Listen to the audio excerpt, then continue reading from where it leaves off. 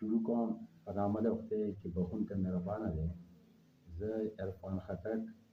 سیکرټري اطلاعات عوامي نیشنل پارټي ضلع نوشهره، تاسو ته مخاطب یم چې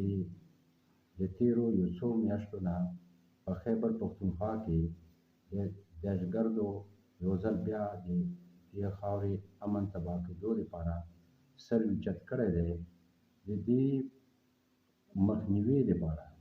عوامي نیشنل پارټي په اتحاد پښتون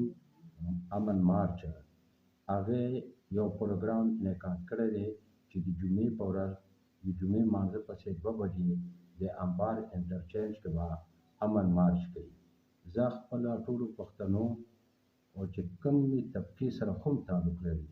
هغې ته خواست کوم چې په دې امن مارچ کې تاسو شرکت وکړئ، ځکه چې دا خاوره یو ځل بیا د دهشتګردو مخ ته پرېږدي. موږ د هغې د مخنیوي لپاره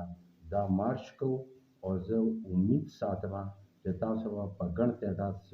موږ سره په دې مارچ کې شاملېږئ، ځکه چې نن بیا د موږ د خویندو میندو د موږ د ماشومانو د تعلیم د مستقبل خبره ده.